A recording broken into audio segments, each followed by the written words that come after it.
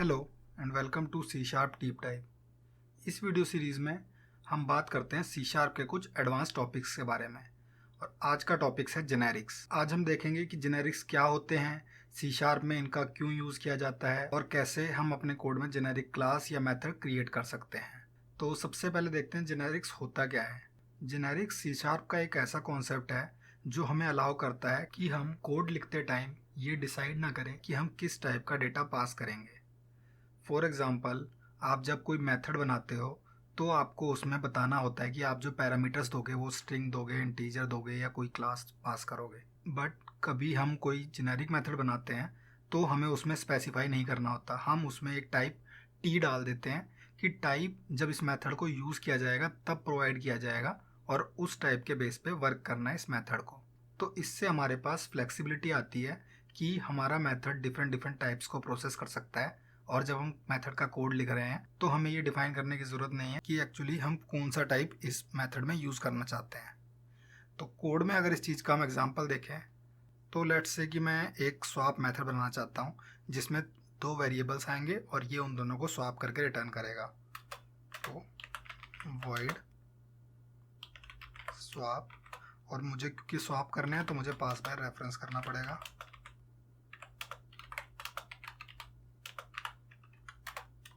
तो यहाँ पे मैं करूँगा int temp equal to A equal to B और बी इक्वल टू टेम्प।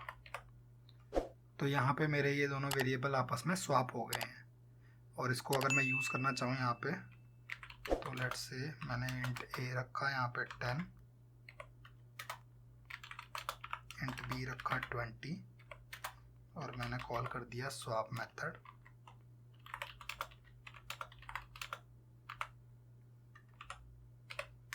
और उसमें ए और बी मैंने पास कर दिए हैं। इसको मैं बनाता हूँ स्टैटिक। तो अगर मैं इनको प्रिंट करके देखूँ कंसोल डॉट राइट लाइन,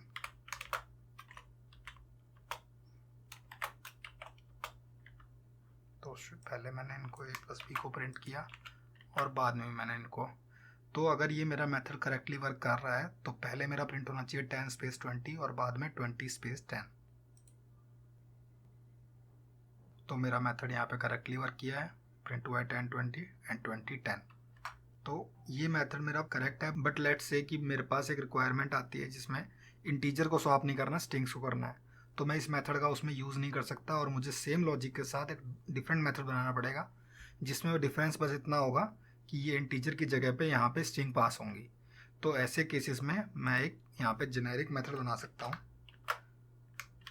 कि मैं यहाँ पे टी पास करूँगा और वो टी टाइप यहाँ पे आएगा और उसका यूज़ करना है। तो यहाँ पे स्वैप में मेरी मर्ज़ी है, मैं या तो स्पेसिफाई कर सकता हूँ कि मैं इन टाइप को पास कर रहा हूँ या स्पेसिफाई ना भी करूँ तो ये इन वेरिएबल से पिक कर सकता है। बट फॉर नाउ क्लैरिटी के लिए हमने स्पेसिफाई कर दिया है। तो अगेन मैं इसको रन करूँगा तो ये सेम वर्क कर रहा है 10 20 20 10। बट मैं चाहूँ तो इनको स्ट्रिंग से रिप्लेस कर सकता हूँ, स्ट्रिंग ए स्ट्रिंग बी, यहाँ पे एक्स वाई जेड और नीचे लेट से ए बी सी।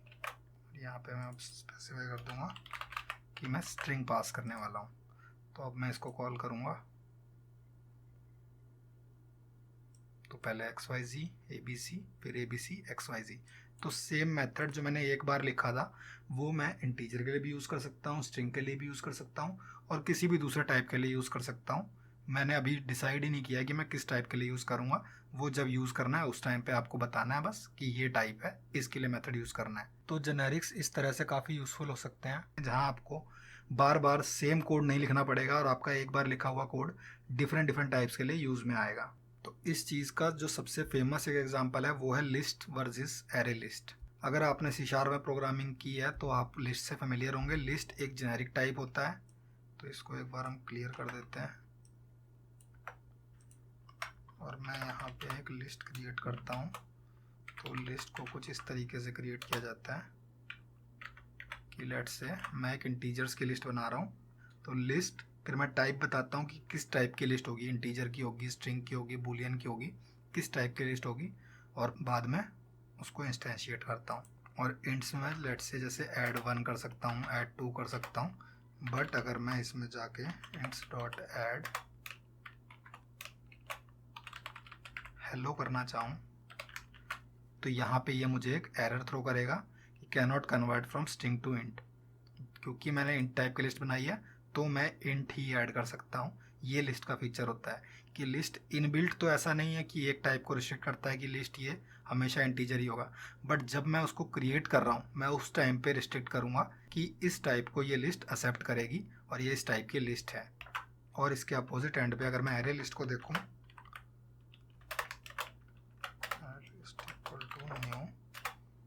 एरे लिस्ट, इसमें ऐसी कोई भी रिस्ट्रिक्शन नहीं होती है।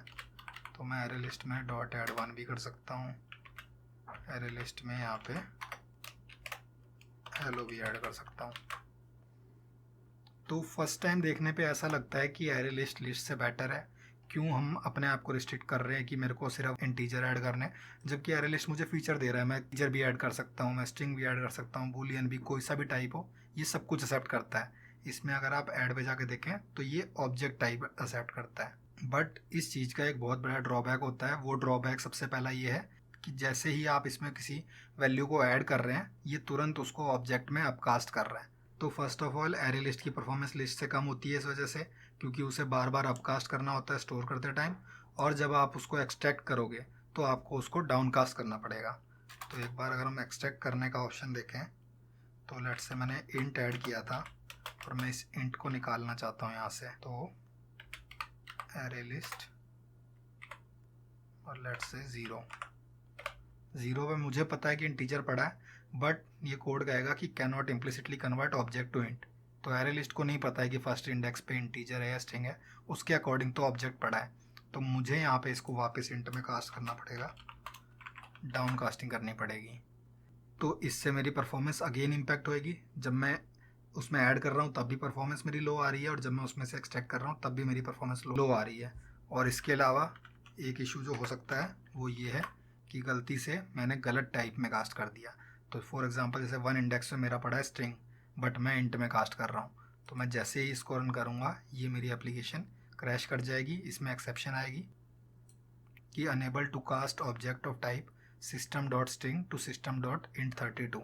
बेसिकली यहाँ पे जब मैंने ट्राई किया उसको कास्ट करने का इंट में तो वो स्ट्रिंग निकला, तो वो कास्ट नहीं हो सकता, उसने यहाँ पे एप्लीकेशन क्रैश कर दिया है। तो यहाँ पे मेरे लिए लिस्ट इसलिए बेटर थी कि वो सिंगल टाइप अलाउ करती थी, जिससे कि ऐसी इशू ही नहीं आ सकते थे कि दूसरा कोई टाइप का वहाँ पे ऑब्जेक्ट मिले। इवन इफ़ मैं अपनी एरे लिस्ट सिर्फ इंट के साथ यूज़ करना चाहता हूँ, बट हमेशा ये डाउट रहेगा फ्यूचर में कि कभी अगर गलती से एक भी स्ट्रिंग बूलियन कुछ और ऐड हो गया तो तुरंत मेरी एप्लीकेशन क्रैश कर जाएगी, क्योंकि मैं एक्सपेक्ट कर रहा हूँ कि उसमें इंटीजर होगा। तो इसमें ये रिस्पॉन्सिबिलिटी मेरे ऊपर आ जाती है कि मैं मेंटेन करूँ मेरे कोड को कि कभी भी इसमें गलती से कुछ और ऐड ना हो जाए। एरे लिस्ट मुझे ऐसा कोई इनबिल्ट फीचर नहीं देता। तो अभी तक हमने देखा कि जेनेरिक्स क्या होते हैं और उनको कैसे यूज़ किया जाता है कोड में। अब हम एग्जांपल देखते हैं कि हम अपने कोड में एक जेनेरिक क्लास को कैसे क्रिएट कर सकते हैं। तो इसके लिए मैंने कुछ सैम्पल कोड प्रिपेयर किया है, एक बार हम उसको देख लेते हैं और फिर हम देखेंगे कि जेनेरिक क्लास कैसे क्रिएट होती है। तो मेरा इसमें प्रोजेक्ट है बेसिकली प्रोडक्ट्स के लिए स्टोर बनाने का। लेट्स से कि मैं अपने क्लाइंट्स के लिए एक स्टोर की क्लास बनाना चाहता हूँ, जिससे कि मेरे जितने क्लाइंट्स होंगे, लेट्स से मेरा क्लाइंट कोई मोबाइल बेचने वाला है तो वो एक मोबाइल स्टोर के लिए ये एप्लीकेशन यूज़ कर सके। सिमिलर अगर कोई बुक बेचने वाला है तो वो अपने बुक स्टोर के लिए ये एप्लीकेशन यूज़ कर सके। तो इसके लिए सबसे पहले मैंने एक एब्स्ट्रैक्ट क्लास बना दी है प्रोडक्ट। प्रोडक्ट में एक प्रॉपर्टी है आईडी और इसके चाइल्ड्स हैं बुक और मोबाइल, जो कि ऐसे प्रोडक्ट्स हैं जो कि मेरे स्टोर्स पे बिकेंगे। तो फॉर एग्जांपल बुक एक प्रोडक्ट है और मोबाइल एक प्रोडक्ट है। अब इन दोनों प्रोडक्ट के लिए मुझे स्टोर की क्लासेस चाहिए जो मेरा क्लाइंट यूज़ करेगा। तो यहाँ पे सबसे पहले मैंने एक बुक स्टोर की क्लास बनाई है, जिसमें कि मैंने बेसिक ऑपरेशंस दिए हैं कि हम एक नई बुक ऐड कर सकते हैं, हम सारी बुक्स की लिस्ट उसमें से फैच कर सकते हैं, या एक single get book by ID कर सकते हैं। तो अगर हम इसमें कोड देखें तो इंटरनली इसके अंदर एक लिस्ट पड़ी है, एक डिक्शनरी पड़ी है। जब हम ऐड करते हैं तो इन दोनों में एंट्री ऐड हो जाती है। जब हम फैच करते हैं गेट ऑल बुक्स तो वो बुक की लिस्ट को रिटर्न कर देता है, और अगर मैं गेट बुक बाय आईडी करना चाहूँ तो वो बुक्स की डिक्शनरी में से आईडी के बेस पे एक वैल्यू को रिटर्न कर देता है। सिमिलरली एक मोबाइल स्टोर है, इसका अगर मैं कोड देखूं तो ऑलमोस्ट मेरा बुक स्टोर के डुप्लीकेट है। सिमिलरली मैंने एक लिस्ट ली है, एक डिक्शनरी ली है, ऐड में दोनों में ऐड कर रहा हूँ और गेट के टाइम पे उनमें से रिटर्न कर रहा हूँ।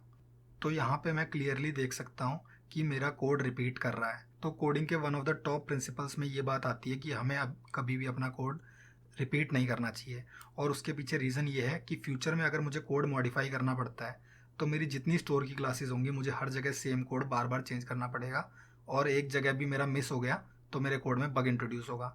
कोड मैं रिपीट नहीं करूँगा तो मेरे को वो एक ही जगह चेंज करना पड़ता है, जिससे बग के चांसेस काफ़ी कम होते हैं। तो इसको मर्ज करने का फर्स्ट वे है कि मैं एक प्रोडक्ट स्टोर की क्लास बनाऊँ। तो यहाँ पे मैंने एक प्रोडक्ट स्टोर बनाई जिसमें प्रोडक्ट लिस्ट है, प्रोडक्ट टाइप की, प्रोडक्ट डिक्शनरी में भी हम प्रोडक्ट एक्सेप्ट करते हैं, और सेम मेथड्स मैंने बनाए। तो मोबाइल स्टोर और बुक स्टोर मुझे यूज़ करने की ज़रूरत नहीं है, मैं प्रोडक्ट स्टोर यूज़ कर सकता हूँ। बट इसके साथ मेरी अगेन वो सारी प्रॉब्लम्स आएंगी जो मैंने अभी एरे लिस्ट के साथ देखी, कि मेरा जो भी स्टोर होगा वो या तो मोबाइल सेल कर रहा है या बुक सेल कर रहा है, उसको दोनों एक साथ सेल नहीं करनी। बट लेट्स से अगर कोई बुक स्टोर इसको यूज़ करता है इस क्लास को, तो जब भी वो इसमें बुक ऐड करेगा तो वो बुक ऑटोमेटिकली प्रोडक्ट में अपकास्ट होएगी, जो परफॉर्मेंस इम्पैक्ट करेगी। एंड अगेन जब ये यहाँ से गेट ऑल प्रोडक्ट्स करेगा या गेट प्रोडक्ट बाय आईडी करेगा तो उसको रिस्पॉन्स में बुक्स नहीं मिलेंगी, उसको रिस्पॉन्स में मिलेगा एक प्रोडक्ट, और उसको खुद उसको डाउनकास्ट करना पड़ेगा। एंड अगेन पॉसिबल है कि कोई दूसरे टाइप का प्रोडक्ट अगर कोड में बग आने से ऐड हो गया तो एप्लीकेशन मेरी क्रैश कर जाएगी फैच करते टाइम, क्योंकि एक्सपेक्टेड होगा कि बुक आएगी बट वो दूसरे टाइप का एक प्रोडक्ट आएगा। तो इस टाइम पे मैं इसको यूज़ करने की बजाय एक जेनेरिक क्लास बना सकता हूँ, और जिसमें मैं रन टाइम पे बताऊँगा कि मेरा प्रोडक्ट क्या होगा। तो इसको अब हम कॉपी कर लेते हैं और हमारी जेनेरिक स्टोर की क्लास में यहाँ पे पेस्ट कर देते हैं।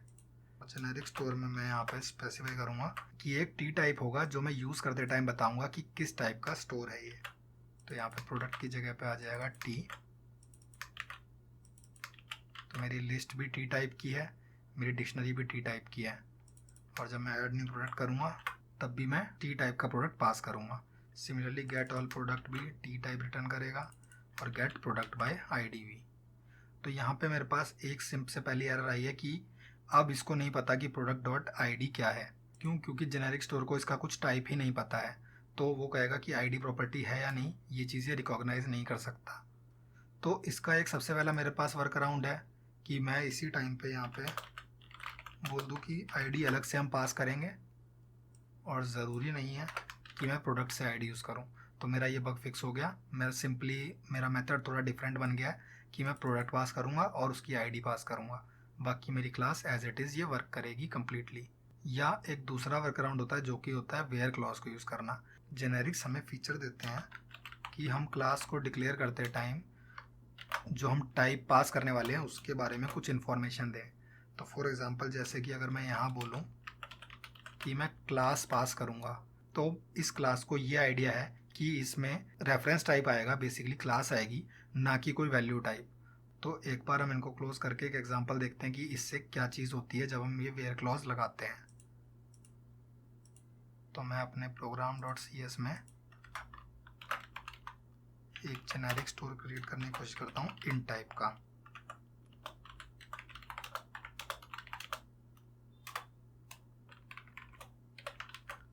तो यहाँ पे मैं देख सकता हूँ कि एरर आ रही है कि type int must be reference type two use in generic store.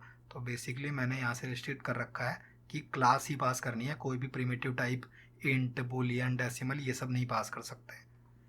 तो इसी तरीके से मैं क्लास ना स्पेसिफाई करके मैं स्पेसिफाई करूँगा कि यहाँ पे हमेशा प्रोडक्ट ही आएगा। तो अब मैं यहाँ पे एरर मैसेज देखूँ तो यहाँ पे बोल रहा है कि int can not be use because there is no conversion from int to product. Int को मैं प्रोडक्ट में कास्ट नहीं कर सकता हूँ, तो इंट हम यूज़ नहीं कर सकते हैं। तो अब जबकि मैंने अपने जेनेरिक स्टोर को बता दिया है कि इसमें प्रोडक्ट टाइप आएगा, तो ये प्रोडक्ट टाइप के प्रॉपर्टीज़ एंड मेथड्स को यहाँ पे मैं यूज़ कर सकता हूँ। ये रिकॉग्नाइज कर लेगा कि प्रोडक्ट टाइप में ऐसा कोई प्रॉपर्टी है।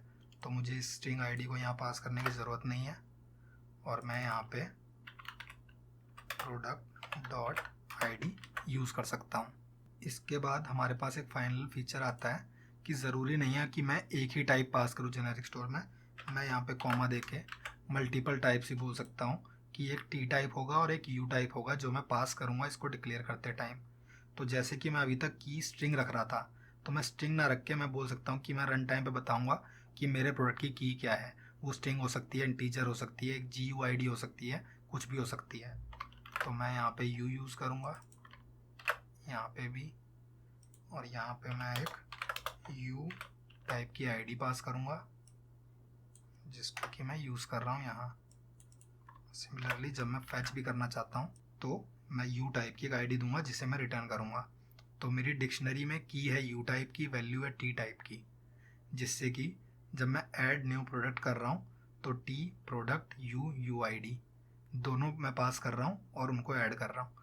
इनको ज़रूरी नहीं है टी या यू नाम देना, यूजुअली हम इस तरीके से नाम देते हैं, बट मैं चाहूँ तो यहाँ पे बोल सकता हूँ कि ये है मेरा प्रोडक्ट टाइप और ये है मेरा की टाइप। तो अगर आपको इस तरीके से इसको रीड करने में इजी होता है कि आपको ध्यान रहे कि यहाँ पे पहला प्रोडक्ट टाइप क्या है, की टाइप क्या है, तो हम इनको अपने अकॉर्डिंग नाम दे सकते हैं। यूजुअली हम इतना बड़ा नाम नहीं देते जिससे कि हमारा कोड ज़्यादा बड़ा हो जाए, बट आपको जो भी यहाँ पे रीडेबल लगता है आप उस तरीके से इसको नेम दे सकते हैं कि आपका टाइप कौन सा क्या होगा। तो यहाँ पे हमारी ये generic story class completely create हो गई है और मैं यहाँ पे जब इसको डिक्लेयर करूँगा तो लेट्स से अगर मैं यहाँ पे बुक स्टोर बना रहा हूँ तो मैं बुक का स्टोर बना रहा हूँ और उसकी की दे रहा हूँ int टाइप की, और मैं यहाँ पे भी इस तरीके से इसको डिक्लेयर कर सकता हूँ। तो जब मैं इसमें कुछ ऐड करूँगा, ऐड न्यू प्रोडक्ट, तो मेरे पास यहाँ पे बुक टाइप मुझे प्रोवाइड करना है, तो न्यू बुक, और आईडी में मुझे इंटीजर टाइप देना है, तो लेट्स से 1। इस तरीके से मेरी वर्क करेगी। और मैं यहाँ पे चाहूँ भी तो लेट्स से मोबाइल नहीं पास कर सकता, इवन इफ वो एक प्रोडक्ट है, बट मैं ऑलरेडी इस जेनेरिक स्टोर में बता चुका हूँ कि ये बुक का एक जेनेरिक स्टोर है। तो यहाँ मेरा बुक पास होगा। सिमिलरली यहाँ मैं इंट की जगह पे अगर कोई स्ट्रिंग पास करना चाहूँ तो मैं वो नहीं कर सकता, वो यहाँ पे एक एरर दे रहा है मेरी कि cannot convert from string to int. तो ये था हमारा आज का टॉपिक जेनेरिक्स। हमने देखा कि जेनेरिक्स क्या होते हैं, कैसे यूज़ होते हैं। हमने एक यूज़ केस देखा जहाँ पे जेनेरिक्स हमारे लिए यूज़फुल हो सकते हैं, और हमने जेनेरिक क्लास को क्रिएट भी करके देखा कि कैसे हम जेनेरिक क्लास में क्रिएट कर सकते हैं, वेयर क्लॉजेज यूज़ कर सकते हैं। अगर आपको ये वीडियो पसंद आई हो तो इसे लाइक करें और ऐसी और वीडियोज़ के लिए चैनल को सब्सक्राइब करें।